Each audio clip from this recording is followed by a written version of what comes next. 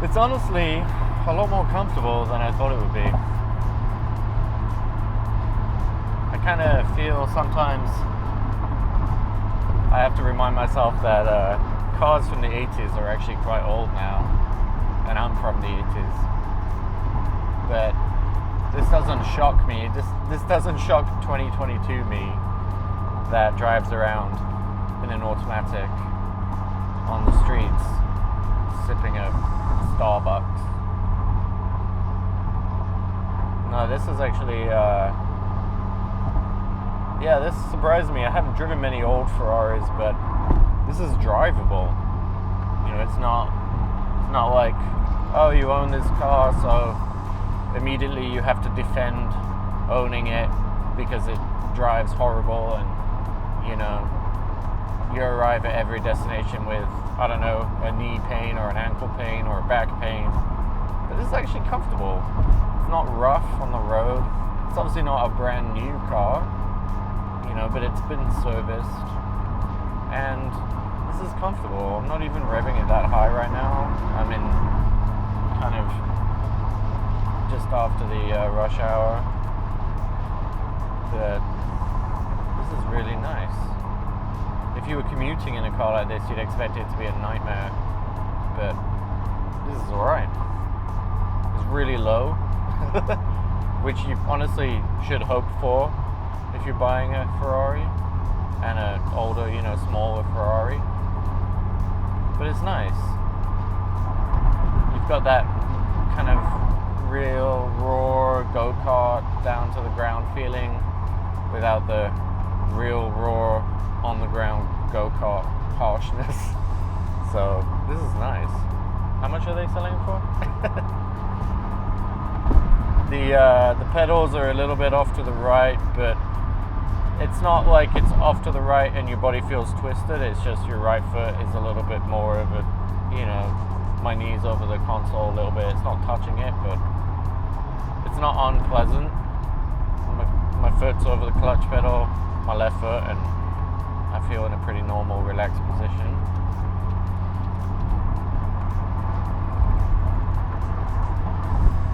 Yeah, the steering is not heavy. It's got a little bit of that, you know, sometimes 70s, 80s cars, sometimes you get in them and you kind of wonder, like, what the heck were they thinking with the driving position? Why would anyone think this is comfortable? Or was this car made for someone who's 5'6"? But that's not really apparent here. The steering wheel is kind of different compared to, sorry, I just had a car stop in front of me. And I didn't stall, so it's not that difficult. I found first gear pretty easily, so it's not a tricky gearbox at all. You know, it's got your gated transmission. But yeah, this is not aching my body to drive around the city and have to make some, you know, busy shifts here and there. That's just typical for a manual of any car, so it's not unpleasant. And I'm in a 308, so I know anyone over 30 is looking at me right now when they drive by, so I'm getting the full benefit exposure of pulling manies right now. There you go. Even got a wave back, so it doesn't even hate me for having a Ferrari. Yeah, the steering's got that kind of non-power steering feel, but it's not non-power steering like, it's not like when you have a power steering car and the ignition's off. It's not heavy. And obviously any non-power steering car, the steering gets lighter once you're rolling. So once you're up to speed, it's not even a heavy wheel. It doesn't need power steering. Ugh, no, not that sound. No.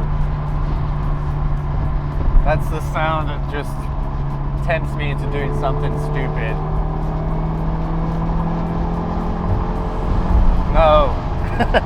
Stop. Yeah, brings out the racer in you a little bit. That was just 5,500, and the numbers don't change color on the RPM until you get to 7, so still got a little bit of a ways to go if you're searching for that sound.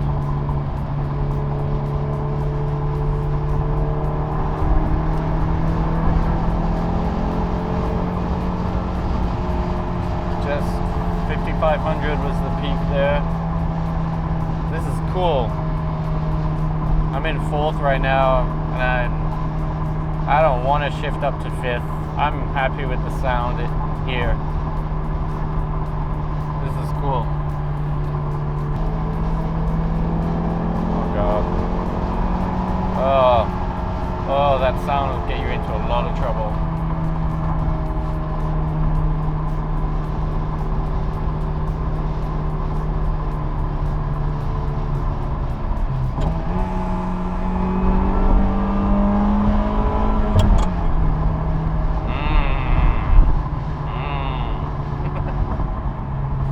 Yeah, this is great. This is all the 80s sports car, supercar feels, and it's a comfortable drive too.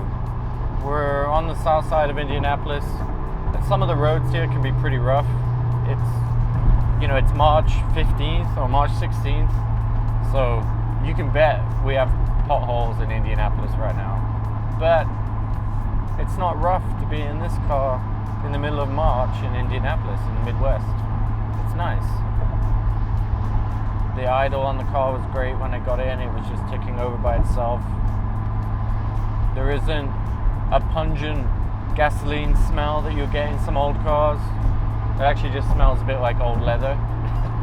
But it doesn't smell like fumes, I'm not battling nausea here, waiting to get out of the car. I'm just chilling out, and it's nice. I have short legs too, so maybe that gives me some sort of advantage in a car like this. But I do sit upright really tall. I'm 5'10", but I sit upright like maybe I'm 6'1" or 6'2". And that's what I have to live with. But anyway, it's not uncomfortable in here. It still fits me well, and I'm an odd-shaped 5'10" person, so this is not bad at all. The wheel looks like it could be a 350 millimeter wheel, but it's nice. You don't want a tiny wheel in this car. I mean, you don't have power steering, so if you have a tiny wheel, it's just going to be heavier.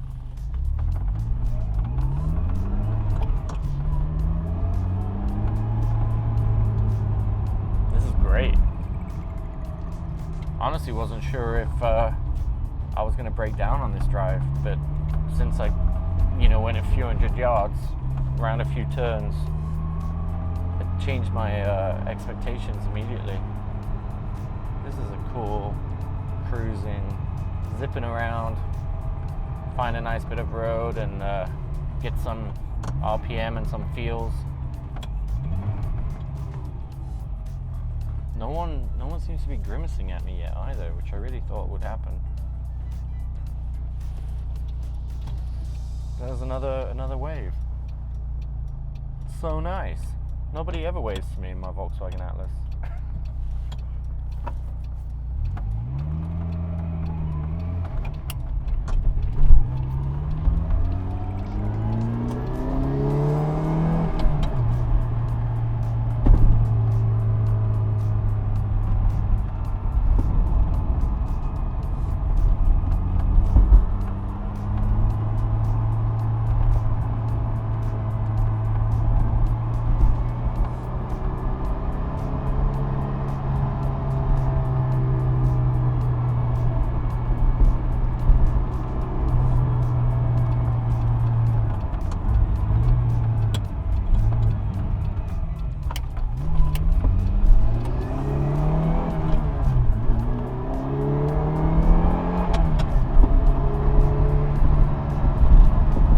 Speaking of potholes,